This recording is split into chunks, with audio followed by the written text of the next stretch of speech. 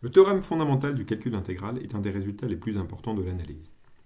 Il fait le lien entre deux notions apparemment bien distinctes, le calcul intégral, c'est-à-dire géométriquement le calcul d'air, et le calcul différentiel, le calcul des nombres dérivés, c'est-à-dire géométriquement la recherche des tangentes à une courbe. Il s'énonce ainsi. Soit i un intervalle de r et a un point de i, on considère également f de i dans r une fonction continue.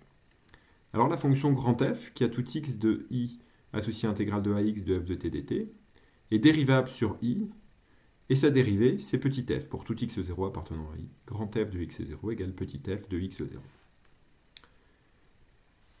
La démonstration de ce théorème n'utilise pas d'outils sophistiqués. Le principal argument, c'est la définition de la continuité de la fonction petit f en x0, que l'on rappelle ici.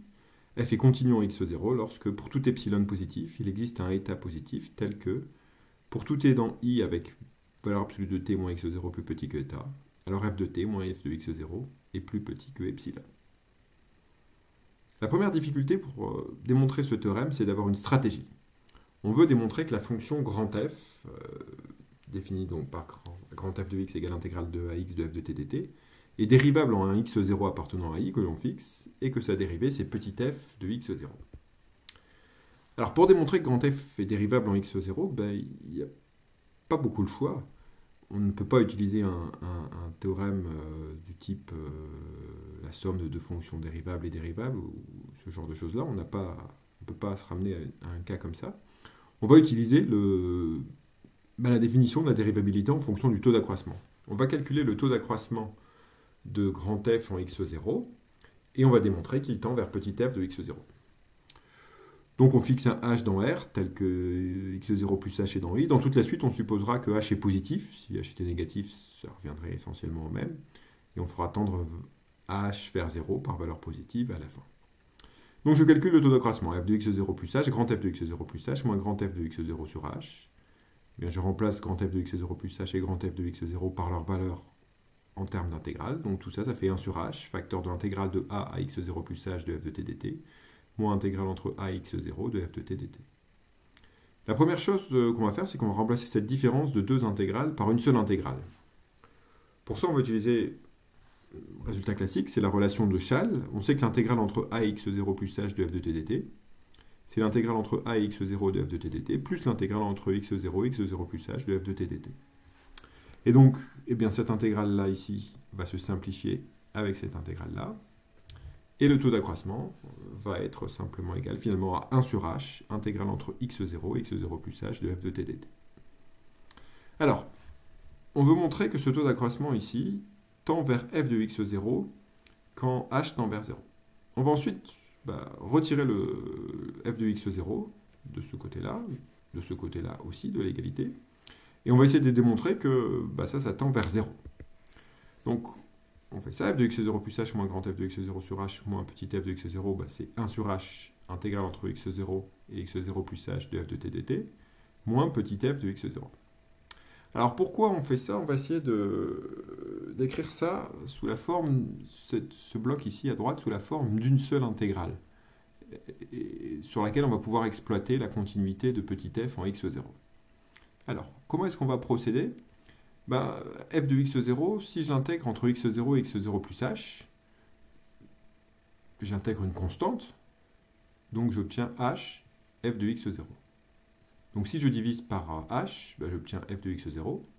Autrement dit, f de x0, c'est 1 sur h, intégrale entre x0 et x0 plus h, de f de x0 dt. Mais là, en fait, j'ai le 1 sur h qui est en facteur ici des deux termes, et j'ai l'intégrale entre les mêmes bornes, x0 et x0 plus h. Donc je peux réécrire tout ça sous la forme d'une seule intégrale. Donc j'ai 1 sur h, intégrale entre x0 et x0 plus h, de f de t moins f de x0 dt. Alors, rappelons-nous, on veut démontrer que ceci tend vers 0. On va prendre la valeur absolue. Donc si je prends la valeur absolue, c'est valeur absolue de 1 sur h, intégrale entre x0 et x0 plus h, de f de t moins f de x0 dt. Et en fait, c'est l'endroit où on va utiliser le fait que h est positive. Donc ça fait 1, valeur absolue de 1 sur h, c'est 1 sur h. Et ici, les bornes sont dans le bon sens. x0 est plus petit que x0 plus h, comme h est positif. Et la valeur absolue de l'intégrale, c'est plus petit que l'intégrale de la valeur absolue. C'est l'inégalité triangulaire. Et donc finalement, j'obtiens ici que cette différence-là, en valeur absolue, est plus petite que intégrale entre, pardon, que 1 sur h, intégrale entre x0 et x0 plus h de valeur absolue de f de t moins f de x0 dt. Et bien c'est là maintenant que je vais utiliser la continuité de petit f en x0. Donc je fixe un epsilon positif, je sais qu'il existe un état positif, tel que si t moins x0 est plus petit que état en valeur absolue, alors f de t moins f de x0 est plus petit que epsilon. Alors maintenant, je supposais que h est plus petit que état. Alors, si t est compris entre x0 et x0 plus h, bah, t moins x0, c'est plus petit que h, donc c'est plus petit que état. Et donc f de t moins f de x0, bah, c'est plus petit que epsilon.